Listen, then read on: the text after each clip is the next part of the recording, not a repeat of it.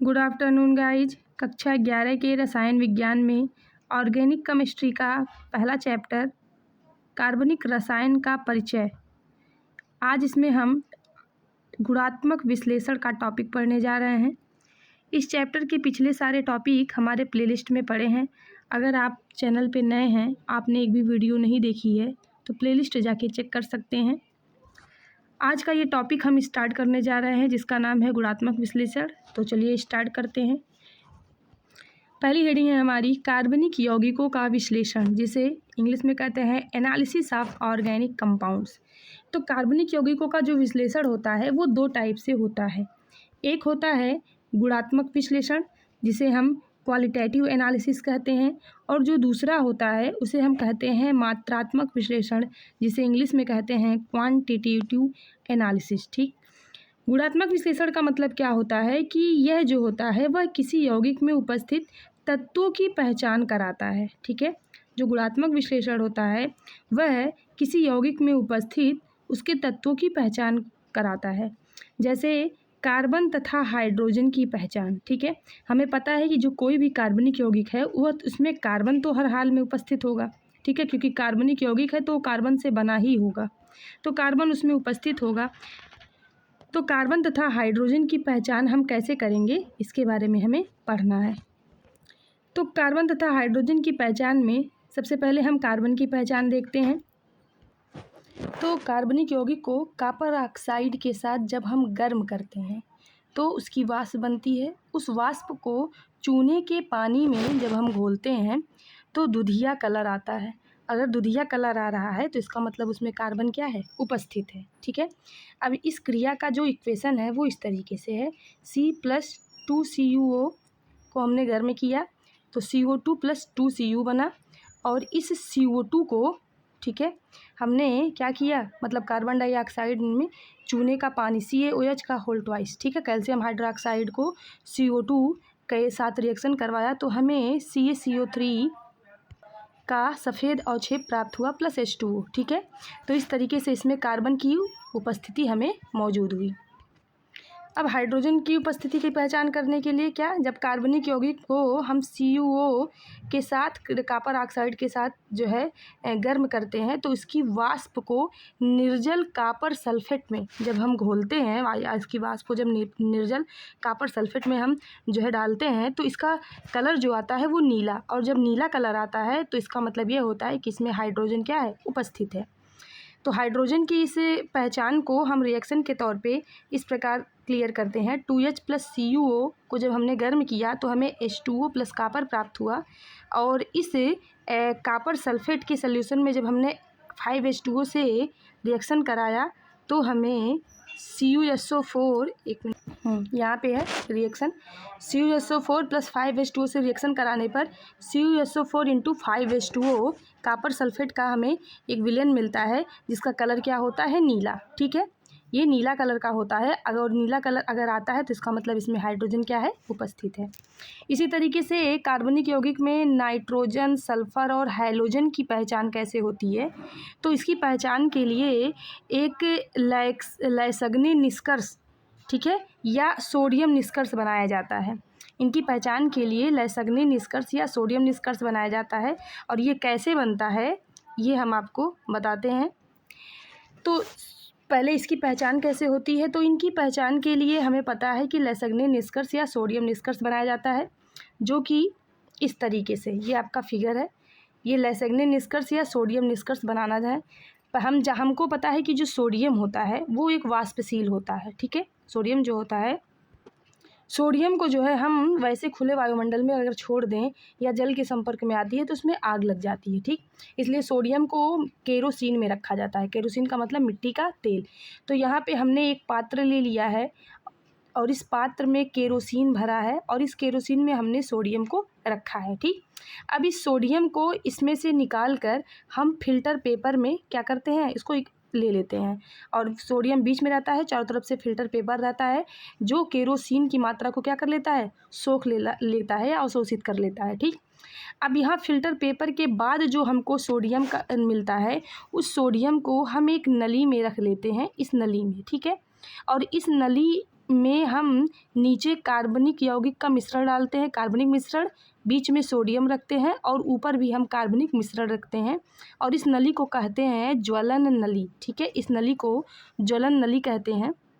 फिर इस नली को हम बर्नर पर जो है गर्म करते हैं। ठीक, अब बर्नर पर जब नली को हम रखते हैं तो जरूर इस प्रकार नहीं रखते कि इसको लगातार हम बर्नर पे रखें, नहीं, 2 मिनट के लिए रखते हैं फिर हटा लेते हैं, फिर रखते हैं फिर हटा लेते हैं, क्योंकि अगर हम लगातार रखें अगर इसको बर्नर पे तो यहाँ से रिएक्शन होगा और रिएक्शन में जो है क्या होगा, इससे आग निकलेगी। ठीक है, जब रिएक्शन ये कराएगा तो ये आग निकलेगी, जिससे खतरे का जो है डर रहता है। इसलिए इसको 2 मिनट के लिए रखते हैं फिर हटा लेती हैं, फिर 2 मिनट के लिए बर्नर के ऊपर आंच लगाते हैं फिर हटा लेते हैं और ऐसा तब तक करते हैं जब तक ये लाल कलर तक गर्म ना हो जाए। ठीक है, जब तक ये लाल होने तक इसकी यह प्रक्रिया जारी रहती है।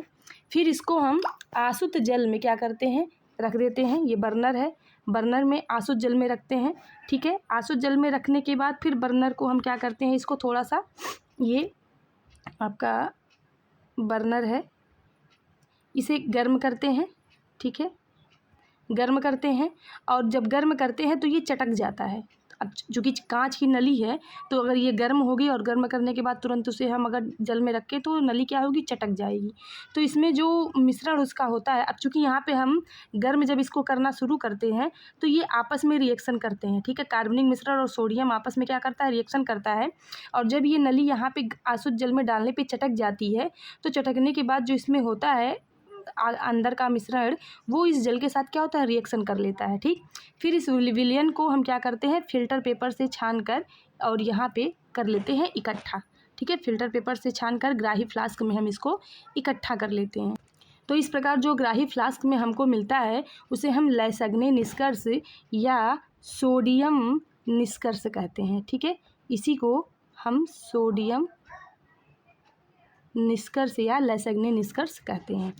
तो नाइट्रोजन, सल्फर और हैलोजन तत्वों की पहचान कार्बनिक यौगिक में करने के लिए सबसे पहले हमें लैसग्ने निष्कर्ष या सोडियम निष्कर्ष बनाना पड़ता है।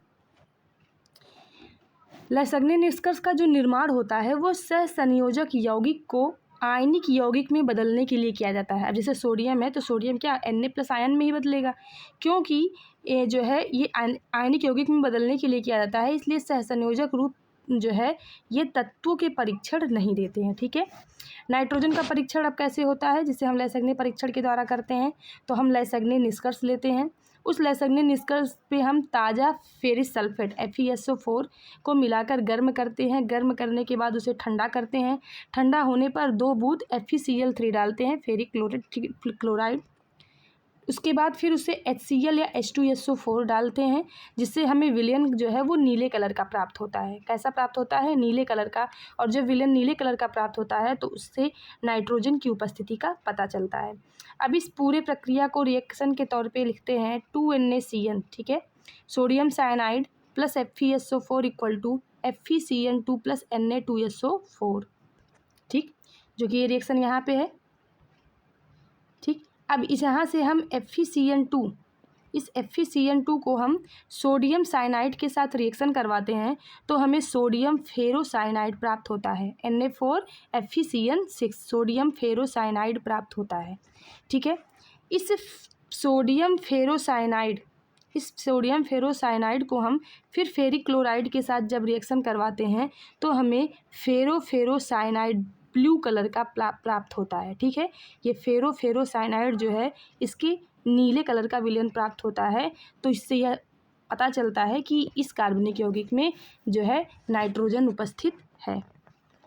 इसी तरीके से हम, अच्छा यहाँ नोट भी है कि नाइट्रोजन और सल्फर की एक साथ पहचान अगर करनी हो तो किस तरीके से करेंगे। ठीक, ये इस परीक्षण में जो उपरोक्त अभी जस्ट हमने ये परीक्षण किया है, इस परीक्षण में क्या होता है कि रक्त जैसा लाल रंग अगर प्राप्त होता है, ठीक है, जैसे अभी नीला प्राप्त हुआ था तो उसमें उपस्थिति किसकी थी, नाइट्रोजन की। अगर उस विलयन का कलर लाल रंग का प्राप्त हो तो इसका मतलब उसमें नाइट्रोजन और सल्फर दोनों की उपस्थिति होते हैं, दोनों प्रेजेंट होते हैं। ठीक है, और इसको रिएक्शन ये इस तरीके से है, NaCN plus Fe3 plus ion equal to FeSCN का होल थ्राइस प्लस 3Na+। ठीक है, फेरिक थायोसाइनेट इसे कहते हैं फेरिक थायोसाइनेट का रेड कलर का विलयन हमें प्राप्त होता है। तो यह स्पष्ट होता है कि इसमें नाइट्रोजन और सल्फर दोनों जो है एक साथ उपस्थित हैं। हैलोजन के परीक्षण किस तरीके से होते हैं? तो हैलोजन का परीक्षण भी लैसेग्ने परीक्षण के द्वारा होता है। इसमें हम सोडियम निष्कर्ष लेते हैं, जैसा कि पहले अभी आपने प्रयोगशाला में बनाने की विधि पढ़ी है। उसे कंसनट्रेट जो है HNO3 सांद्र नाइट्रिक अम्ल के साथ गर्म करते हैं, फिर उसको उबालते हैं। उबालने के बाद सिल्वर नाइट्रेट जो है क्रिया कराते हैं। अब इसमें ये 3 कंडीशन इसमें होती है, ठीक है। पहले कंडीशन में यदि सफ़ेद अवक्षेप प्राप्त हो, ये पूरे रिएक्शन के दौरान अगर सफ़ेद अवक्षेप प्राप्त होता है जो अमोनियम हाइड्रोक्साइड में घुल जाता है, NH4OH में क्या हो जाता है, घुल जाता है, तो इसका मतलब ये है कि इसमें क्लोरीन प्रेजेंट है, क्लोरीन उपस्थित है। यह रिएक्शन हमारा है NaCl + AgNO3 = AgCl। और AgCl का सिल्वर क्लोराइड का कैसा अवक्षेप प्राप्त होता है, हमें सफ़ेद अवक्षेप प्राप्त होता है और सोडियम नाइट्रेट प्राप्त होता है, ठीक। तो इससे यह स्पष्ट होता है कि क्लोरीन इसमें क्या है, उपस्थित है।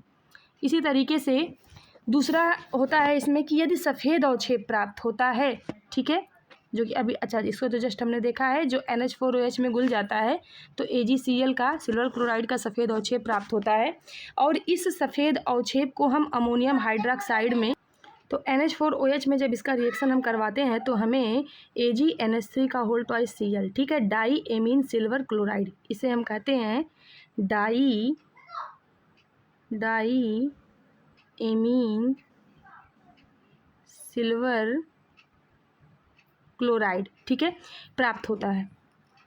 मतलब ये है कि ये NH4OH में क्या होता है, घुल जाता है और इससे पता चलता है कि इसमें क्लोरीन क्या है, उपस्थित है। यदि हल्का पीला अवक्षेप प्राप्त होता है, तीसरा कंडीशन है कि अगर हल्का पीला अवक्षेप प्राप्त होता है जो NH4OH में घुल जाता है, तो इसका मतलब यह होता है कि इसमें कौन उपस्थित है, ब्रोमीन प्रेजेंट है, ब्रोमीन उपस्थित है। इसका जो रिएक्शन है, सोडियम ब्रोमाइड को जब हम सिल्वर नाइट्रेट में घोलते हैं तो हमें सिल्वर ब्रोमाइड का अवक्षेप प्राप्त होता है, ठीक। और NO3 सोडियम नाइट्रेट प्राप्त होता है। इस सिल्वर ब्रोमाइड के अवक्षेप को जब हम अमोनियम हाइड्रोक्साइड में घोलते हैं, NH4OH में घोलते हैं, तो हमें Ag, ये Ag है, NH3 का होल ट्वाइस Br, ठीक है, मतलब कि डाई एमीन सिल्वर ब्रोमाइड और 2H2O, ठीक है, डाई एमीन सिल्वर ब्रोमाइड हमें क्या होता है, प्राप्त होता है। तो जब डाई एमीन सिल्वर ब्रोमाइड में हमारा ब्रोमीन क्या है, उपस्थित है, प्रेजेंट है, ठीक। तो इस तरीके से हैलोजन तत्वों की जो है उपस्थिति का पता चलता है। दूसरा होता है लेयर टेस्ट कैसे होता है, इसमें परत परीक्षण कैसे की जाती है। तो जो लेयर टेस्ट है ये केवल ब्रोमीन और आयोडीन ही देते हैं, ठीक है। और ये देते कैसे हैं, सोडियम निष्कर्ष को जब हम नाइट्रिक अम्ल में क्लोरीन जल के साथ क्लोरोफॉर्म या CCl4 के साथ जो है डालकर इसको हिलाते हैं, तो पहले कंडीशन में अगर नारंगी भूरी परत, तो पहले कंडीशन में अगर जो परत है वो नारंगी या भूरी कलर की है तो इसका मतलब उसमें ब्रोमीन क्या है, प्रेजेंट है, ठीक है। इसका रिएक्शन है 2NaBr + Cl2 = 2NaCl + Br2 या CHCl3 या CCl4 + Br2 = जो है भूरी परत। मतलब इसके रिएक्शन के बाद अगर भूरी परत प्राप्त हो रही है तो इसका मतलब उसमें ब्रोमीन उपस्थित है, ठीक है। यदि बैगनी परत होती है उपस्थित, यदि बैगनी परत बन रही है तो इसका मतलब उसमें आयोडीन उपस्थित है। 2NaI सोडियम आयोडाइड को जब हम क्लोरीन के साथ रिएक्शन करवाते हैं तो 2NaCl मतलब सोडियम क्लोराइड और आयोडीन प्राप्त होता है।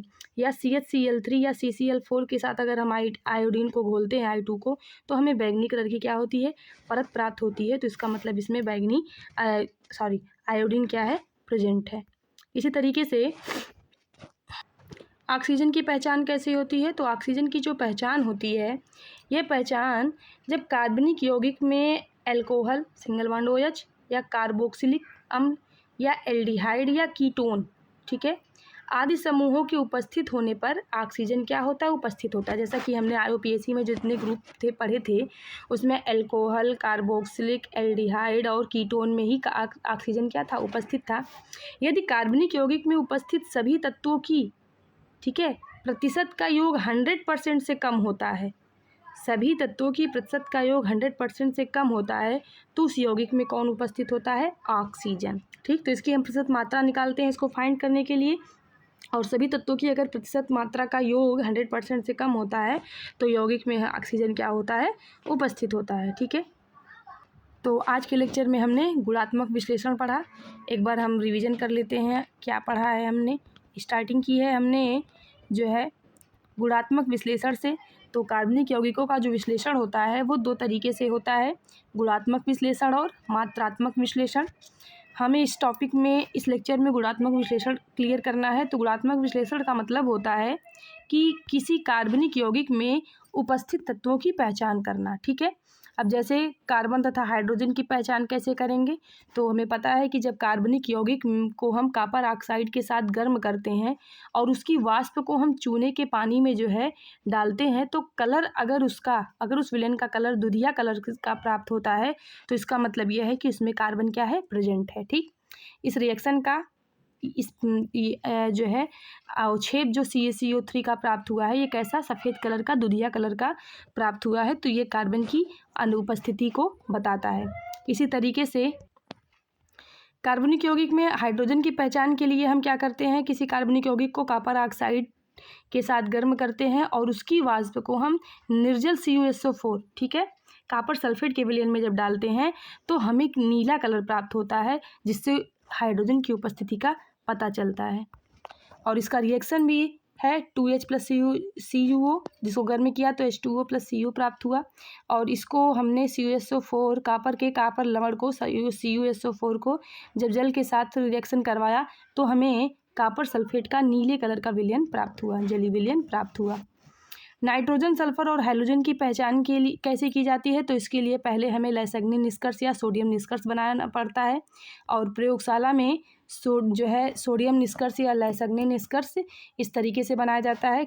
सोडियम को हम केरोसिन के पात्र में रखते हैं, फिर वहाँ से सोडियम निकाल कर उसको फिल्टर पेपर पे रखते हैं। फिल्टर पेपर पे रखने से जो अवशोषित केरोसिन है वो सोडियम से अलग हो जाती है। फिर इस सोडियम को हम एक नली में डालते हैं, जिसे हम ज्वलन नली कहते हैं। ज्वलन नली में इस प्रकार इसको भरते हैं कि नीचे कार्बनिक मिश्रण रहता है, बीच में सोडियम रहता है और ऊपर कार्बनिक मिश्रण रहता है। फिर इसे हम बर्नर में गर्म करते हैं और बर्नर पे इस प्रकार गर्म करते हैं कि ये जो है मतलब 2 मिनट के लिए रखेंगे, फिर हटा लेंगे 2 मिनट की, ताकि ये चटकने ना पाए। ठीक, ये इस तरीके से रिएक्शन ना कर फास्ट रिएक्शन कर पाए जिससे आग निकल जाए और हमारा जो है प्रयोग बीच में ही रुक जाए। तो हम इस तरीके से इसको बर्नर पे गर्म करते हैं और ये जो है तब तक गर्म करते हैं जब तक ये लाल कलर का हो न जाए। और यहाँ रिएक्शन होता है, रिएक्शन के बाद फिर इसे हम इस नली को आसुत जल में डालते हैं और आसुत जल में डालने के बाद फिर इसे हम गर्म करते हैं, जिससे ये रिएक्शन आपका जो है ये चटक जाता है। तो इसमें जो नली में जो आपका रिएक्शन हुआ है, जो विलयन है, वो इस जल में क्या हो जाता है, मिल जाता है। और इस जल को फिर हम फिल्टर पेपर से छान लेते हैं और हमें जो प्राप्त होता है उसे हम कहते हैं सोडियम निष्कर्ष। ठीक, अब इस सोडियम निष्कर्ष के द्वारा जो है हम नाइट्रोजन का परीक्षण करते हैं। तो नाइट्रोजन के परीक्षण के लिए हम लैंसैग्नी निष्कर्ष लेते हैं, उसे ताज़े FeSO4 के साथ गर्म करके फिर ठंडा करते हैं, फिर उसमें 2 बूंद FeCl3 की डालते हैं, फिर HCl या H2SO4 के साथ मिलाते हैं तो हमें नीला विलयन प्राप्त होता है। और नीला विलयन प्राप्त होने से हमें नाइट्रोजन की उपस्थिति का पता चलता है। इसका रिएक्शन भी सेम वही है, लास्ट में हमें सोडियम फेरोसाइनाइड प्राप्त हुआ। ठीक, नाइट्रोजन और सल्फर की एक साथ पहचान कैसे की जाती है, तो यही परीक्षण अगर हम करते हैं और उस परीक्षण में हमें जो है रक्त जैसा लाल रंग प्राप्त होता है तो ये स्पष्ट होता है कि इसमें नाइट्रोजन और सल्फर दोनों उपस्थित होते हैं, जिसका रिएक्शन है NaSCN + Fe3+ equal to FeSCN का होल थ्राइस + 3Na+, जिसे हम कहते हैं फेरिक थायोसाइनाइड, जिसका कलर होता है रेड कलर का। ठीक, हैलोजन का परीक्षण करते हैं हम लैंसैग्नी परीक्षण के द्वारा। तो सोडियम निष्कर्ष को जो है शांत HNO3 के साथ गर्म करके उबालते हैं, उबालने के बाद इसमें इसको सिल्वर नाइट्रेट में घोलते हैं। घोलने से 3 कंडीशन हमें प्राप्त होती है। पहले कंडीशन में अगर सफ़ेद अवक्षेप प्राप्त होता है जो अमोनियम हाइड्रोक्साइड में घुल जाता है तो इससे यह स्पष्ट होता है कि इसमें क्लोरीन उपस्थित है। दूसरे में क्या होता है कि यदि सफ़ेद अवक्षेप प्राप्त हो और उसे NH4, अच्छा ये तो सेम वही था। दूसरे में होता है कि अगर हल्का पीला अवक्षेप प्राप्त होता है तो उस हल्के पीले अवक्षेप को हम जब अमोनियम हाइड्रोक्साइड में घोलते हैं तो घोलने पे यह स्पष्ट होता है कि अगर वह घुल जाता है तो स्पष्ट हो जाता है कि उसमें क्या है, ब्रोमीन उपस्थित है, जिसका ये रिएक्शन है नीचे। हम दूसरा पर करते हैं परत परीक्षण, जिसे लेयर टेस्ट कहते हैं। लेयर टेस्ट जो होता है वो ब्रोमीन और आयोडीन ही देते हैं, क्लोरीन नहीं देते। तो ब्रोमीन और आयोडीन किस प्रकार लेयर टेस्ट देते हैं, इसके लिए हम सोडियम निष्कर्ष को नाइट्रिक अम्ल में Cl2 वाटर के साथ क्लोरोफॉर्म या CCl4 कार्बन टेट्राक्लोराइड के साथ घोलकर उसे जब हिलाते हैं तो पहले कंडीशन में अगर नारंगी भूरी परत जमती है तो इसका मतलब उसमें ब्रोमीन क्या है, उपस्थित है। दूसरे कंडीशन में क्या होता है, यदि बैंगनी परत जमती है तो इसका मतलब उसमें आयोडीन क्या है, उपस्थित है। ठीक, इस तरीके से जो है ये हैलोजन फैमिली में लेयर टेस्ट होता है। लास्ट होता है कि ऑक्सीजन की हम पहचान कैसे करते हैं। तो अगर कार्बनिक यौगिक, हमें पता है कि कार्बनिक यौगिक में ऑक्सीजन जो है अल्कोहल, कार्बोक्सिलिक, एल्डिहाइड और कीटोन ग्रुप में, इन सब ग्रुपों में पाया जाता है। तो जिन ग्रुपों में ये ऑक्सीजन ग्रुप उपस्थित होता है उसमें हम कार्बनिक यौगिक में सभी तत्वों की परसेंटेज वैल्यू फाइंड करते हैं, और अगर वह वैल्यू हमारी 100% से कम होती है तो इसका मतलब ये होता है कि उस यौगिक में ऑक्सीजन क्या है, उपस्थित है। तो आज के लेक्चर में बस इतना ही। नेक्स्ट लेक्चर में हम मात्रात्मक विश्लेषण के बारे में पढ़ेंगे। तब तक के लिए चैनल को लाइक एंड शेयर करिए। Thanks for watching this video.